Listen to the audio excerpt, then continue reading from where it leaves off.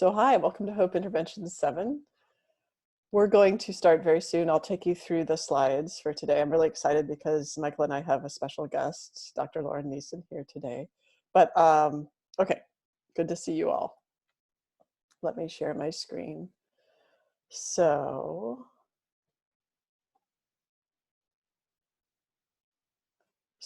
again, this Hope of Intervention is a creation of the Institute for Love and Time. You can find out more about it at the link below. And we're grateful to the Robert Wood Johnson Foundation for support in our project related to the Hope Intervention. And today will be about future thinking and the temporal long body. Happy May. It's a good thing April is past, right? Here we are. So our schedule today is future thinking and the long body in time, and I'll do a 7-minute brief discussion on that. Then connecting with your long body in time, and that'll be Michael doing a 7-minute meditation, followed by 5 minutes of special guest Dr. Lauren Neeson, which is apparently also the same as, I have trouble with numbering. It's the time thing. Also the same as number 3, Q&A and chat window, but not really. That'll be another 10 minutes. And then I'll ding the chime at 29 minutes and we'll have our summary statement and homework.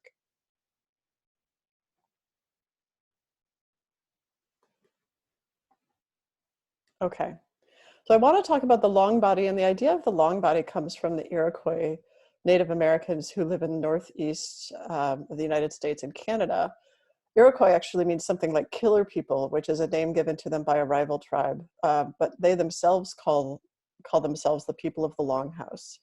So on the left you have here an image of just a drawing or a sketch of a longhouse that would normally contain 10 to 16 or so families that would live together in an extended family. And the Iroquois brought together 5 to 6 nations and was actually a matrilineal culture. In other words, men would marry into the clan and women would be in, they would be the namers of the clan, right? It was their clan that men would be coming into. On the right-hand side, you see the flag of the Iroquois, which I think is very interesting, and I'll talk a little bit more about that later. But do you remember on the first Hope Intervention when I talked about, we have the now, which is very special, and then we have this sort of string of pearls of different moments in time. And when you're feeling connected over time, you identify with this thread that is connecting them all. So as far as I know, the first published mention of the long body in the Western scholarly literature, not that this matters, but in other words, my point is, I don't know that this is true for the Iroquois, but white people decided it was true, so that I'm telling you what the white people were saying. For the Iroquois, the body extended beyond the skin. Indeed, it extended specifically to the other members of the tribe.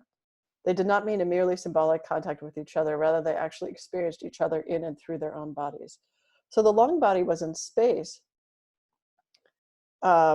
This is Christopher Anstius wrote this down in an odd journal called Theta, but he cites someone named Jay Lyons who gave lectures at Duquesne University in 1976. So those are lost. So this is the first written version. So it seems like it's in space very much, but actually Iroquois Indians or Native Americans today will talk about the long body in time, like the 7 generations, preparing for the 7th generation. So my guess is it was also in time. And then later, William Roll in 2008 was talking about the long body, the Iroquois idea of the long body, and says the human mind and the human body are a synthesis of many minds and many bodies. Some are our ancestors in the near or distant past. Others are living people, some close to us in place and time, others distant. So he's extending this in time. In our daily lives, when we act as one single-minded body, the many voices are joined into one. It is the transpersonal core of personal existence. So let's go back to our friendly sketch of, here's our life conditions on the y-axis here. And here we have over time. And in green, we have well-being. Right now, there's no well-being plotted on this slide. And the black line is showing, okay, life conditions are getting worse. And this is where we are at this triangle.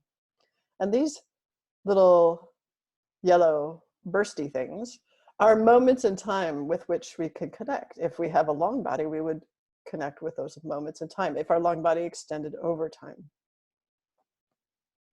So imagine this is our long body outlined by the red.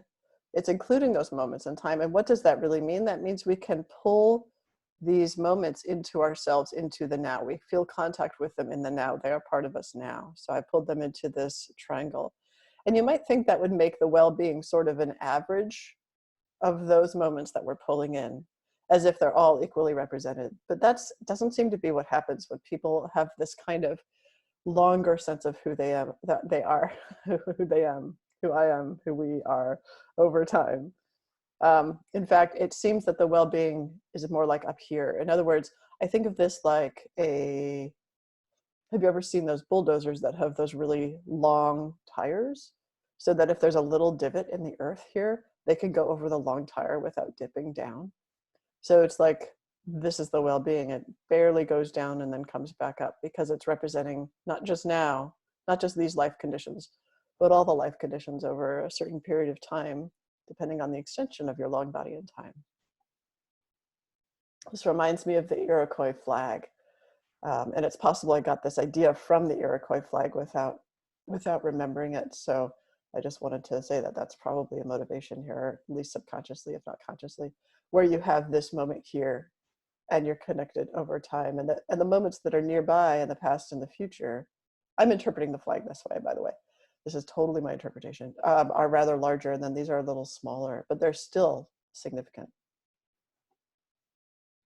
Okay, that is a summary statement for later. So what I think is really fascinating is that in our culture, people have, in the United States, people have really gotten it, that our connections with other people are very important. We really get that connections with other people are very important. They're part of well-being, they're part of human health. But the other direction of the long body that moves out in time, people are still shaky with. And it's just as important, if not more important, because you can connect with yourself in time without the agreement of anyone else. It's completely up to you. And it's an empowering move that you can make while you're alone in your house during an epidemic, for instance.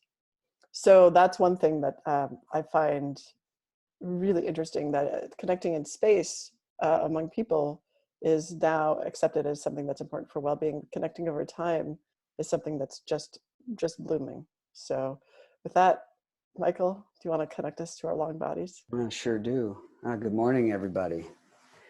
Great. I love when I start talking, I see people already. Like, all right, I'm going to get into this posture here.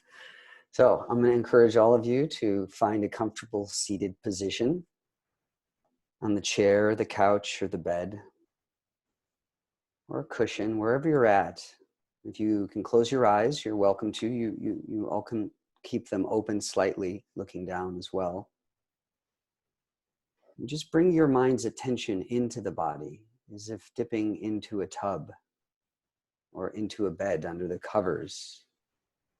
Rest your mind in your body.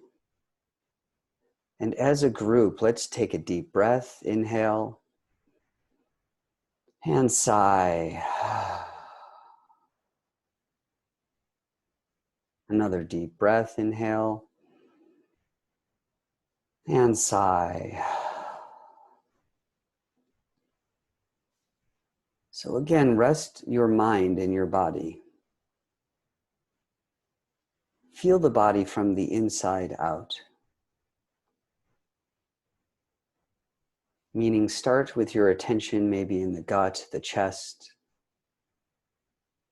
and move your attention out toward the skin, the vibrancy of the skin touching the air around the body.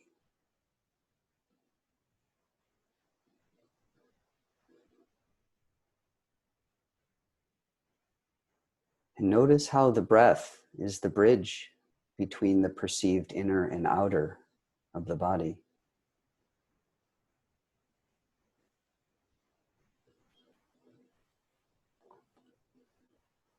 So slow the breath down now. Gentle, slow, deep breath.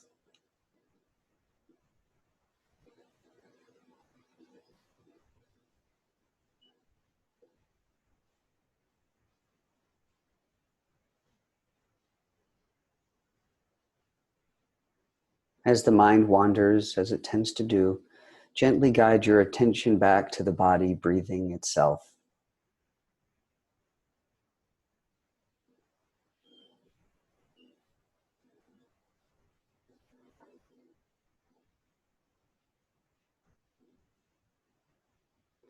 And now I'd like you to bring your attention up behind the eyes, in the seat, in the middle of the brain, looking out toward the eyes into the infinite space of imagination. And imagine that you are like a spotlight, that your attention is like a spotlight of loving awareness. From your eyes outward is like a spotlight of loving awareness. And imagine rotating your spotlight of loving awareness toward the past. And bring to mind an image of yourself somewhere in the past. Could be 5 minutes ago or 5 years ago. Imagine shining the spotlight of love onto this image of yourself in the past.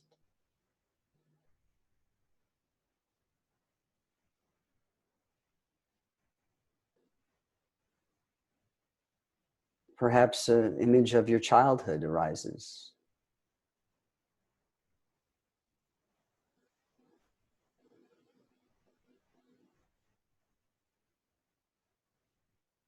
And beyond your childhood, perhaps parents or caregivers, ancestors arise in the shining, radiant love of your awareness.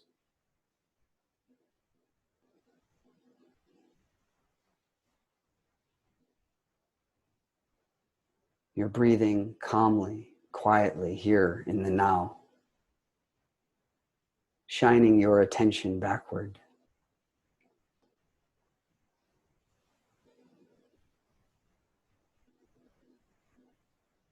As if moving a spotlight, move your attention now, shifting forward toward the future.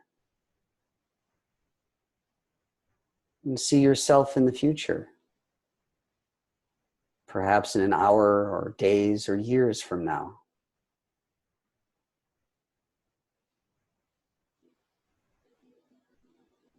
And shine your radiant love towards your future self.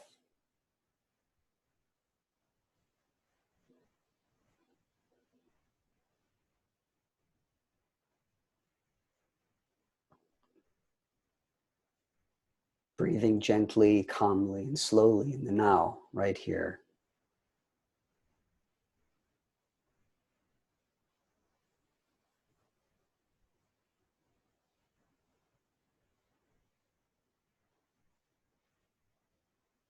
And now bring that spotlight of radiant love any direction you would like.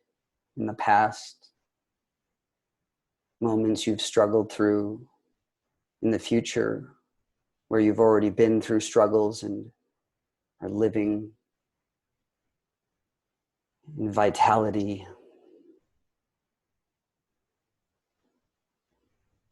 Where do you want to shine your radiant, loving awareness? Perhaps now, here, in this very body.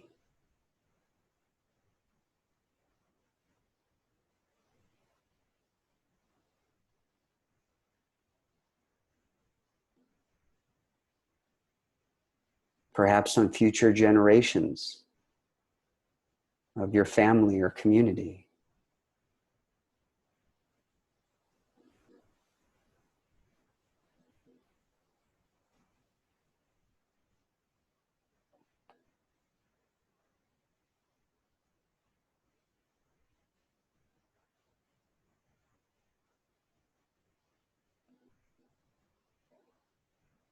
And now, as if turning that radiant spotlight back on yourself, feel the vibrancy of your own body.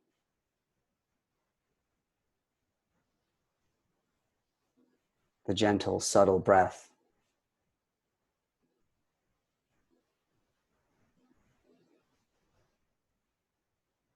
Note how the now, the body here, is expansive.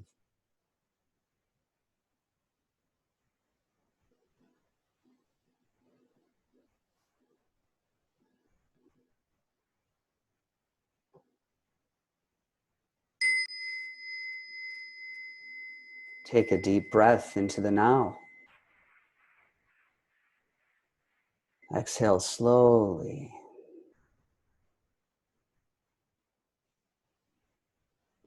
And without losing this radiant presence that has transcended time, you can gently open the eyes.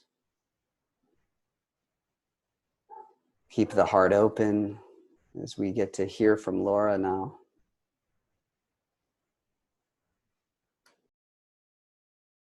Thank you all.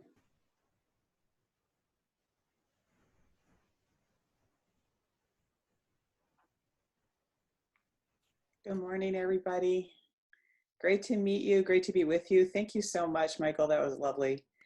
And Julia, enjoyed that. And I have to say, I've never started talking with a meditation right before. It's kind of cool.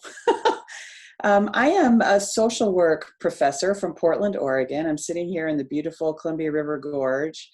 And the project that I'm working on is something that Michael and Julia thought you might be interested in, which is in the last few years, I have become a futurist. I've sort of outed myself as a futurist, but the truth is I've been exploring and thinking about futures methods and thinking for about 20 years. And just in the last few years, I really dug in, and I come from an addictions background, did that kind of practice, and then worked in academia. And futurists say a lot, the future we want doesn't just show up fully formed. We have to shape it, and we have to shape it in a community. And we have to pull the future we want towards us. And so I've been thinking a lot about that, thinking a lot about what it would look like to try to move into my profession of social work, which is doing incredibly good, incredibly hard work right now, especially right now at this moment in history, doing really deep, reactive work, whether it's the obvious things like COVID-19 and all the surrounding racism in our healthcare system, or despite all the good things that people are trying to do with it, other kinds of social determinants of health like poverty, et cetera, or other things like the impact of climate change on vulnerable people and on all of us, or the future of democracy given this really uproarious time that we're having politically. What would it look like if social workers could develop or strengthen that muscle of being able to be futurists as well, and really develop the skill of futurism, which is foresight, practical foresight, through use of skills and games to help envision the communities we want and then work with others to build them, not just react to the poor decisions we have about the communities that we have. So I too am a grantee of the Robert Wood Johnson Foundation. I just received a 2-year grant to build a national center to explore this issue with other social workers and social work academics, and invite them really to think about, what does social work of the future look like? And also then, how might social workers consider and embrace this way of thinking? So imagining, we just met yesterday and we did this amazing meditation thought experiment around just what the world will look like in 20 years. What kind of world will it be? And what will social workers be doing? Will we all be chipped? And will social workers be chip adjusters, or will we be thriving in these communities full of mutuality and this sort of seamless and painless mix of human power and artificial intelligence power that's really pro-human and pro-earth, pro-Gaia? What will it look like, and what roles might we have in different ones? What futures do we want? So a couple of things that anybody can do to strengthen their futures muscles. One is to try as much as possible to actually not use the word future in the singular. I know we use it a lot in practice in the singular, just the titles of things. But in practice, if we could always, every time we say the future, think in multiples. The future is plural, right? Because the future isn't set. It's not a thing. It's actually a constellation of possibilities. And that's actually a wonderful thing because it means the future isn't set. We can make choices. The things we do now and our obligation to future generations is open. So how will we take advantage of that power as a people, individually and collectively? So that's one thing. Just inside your own mind, think futures, promote that. What's the other ones that are great? Well, there's a whole variety of them. I think thinking about the signals that you see. So futurists really concern themselves with trends, and there's lots of trends going on right now, lots of trending of what's happening. A favorite one I like to look at is from Amy Webb, Future. She does a Future Today, I think, Institute. She has a future trends report that's quite fun to look at. Trends are one thing, but signals are what comes after the trend. So by the time something's become a trend, it's already happening. Futurists are interested in what's after the signal and what are the little smaller things on the radar screen that might indicate to us. And signals are always those things that you see something and you're like, what's that? What is that thing I just saw? So one of the most famous signals 15 years ago was a futurist named Faith Popcorn, who noted this issue of people who like to stay home. Way before that was a trend. She actually invented the term cocooning. Now imagine how smart she's feeling right about now, right? But way before that was a thing, Faith Popcorn was a futurist who said, people are staying home a lot. And they're into their creature comforts and they want to be home and they want their nest. And boy, did that ever turn out to be a thing, which ultimately may be a great strength that we have right now, that we are able to be in our spaces and thrive there with each other using technology. I mean, not all of us, obviously, some of us are not, I say as a social worker, but many of us are. So those are just a couple things. I have a website, www.socialworkfutures.com, in which I've just been journeying, chronicling my journey as a futurist, putting down things I learn, sharing different things, a lot of resources. And one of my friends says I'm kind of a futures evangelist. Like I'm so excited and empowered, and I think it has so much potential for humanity as well as my own profession. For social work, I believe it's an ethical imperative that we strengthen this muscle, that we strengthen this ability to be more loving, to the point that was mentioned this morning. And in the immortal words of Sting, send our love into the future. Absolutely. Hey, Laura? Yeah. Yeah, I'm going to give everyone the link to your blog and your website Okay, in the notes as well, but I also put it in the chat window. I just wanted to let you know we have about 5 minutes for questions and answers. Okay, so good. I wanted to make sure there was some time for that. Great. Yeah, I'll stop there. But anyway, I'm enthusiastic and generous about what I've got. So let's talk. How do you think about this, and what comes to mind as you think about applying our developing muscles for the future? Thoughts or questions? Or any questions you might have, just go ahead and type them in the chat window. Let's see. Someone says, incredible work. Are you using some type of prototype system to test out the good ideas one by one? So two things. One is that you can Google this. There's a very classic futures tool called the Futures Cone.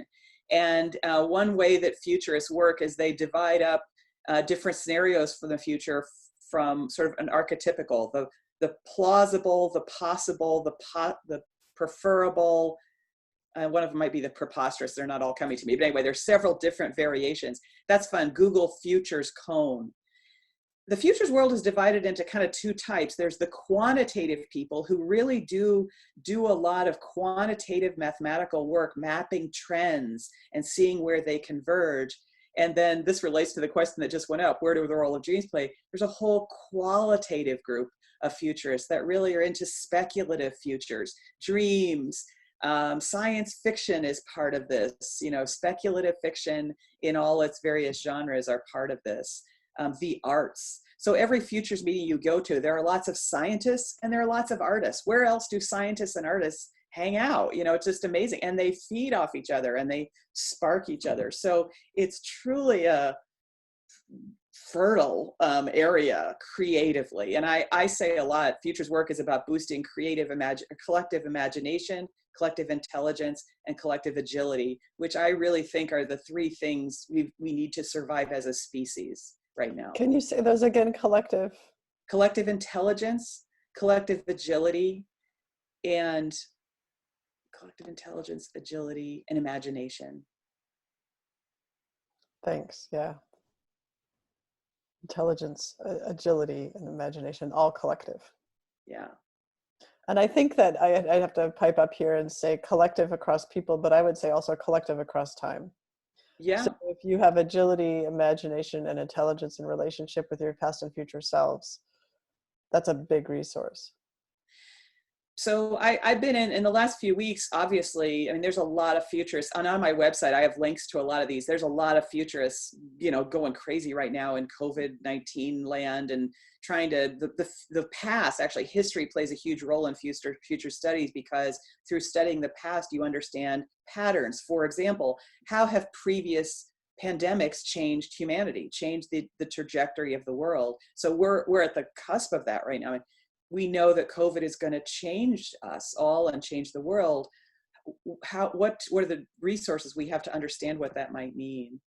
And many futurists are sort of saying we've entered post-normal times. You've heard of the term postmodern. We've entered this new phase of the planet. Anthropocene is being talked a lot about, which is this era ecologically where humans are definitely impacting the planet.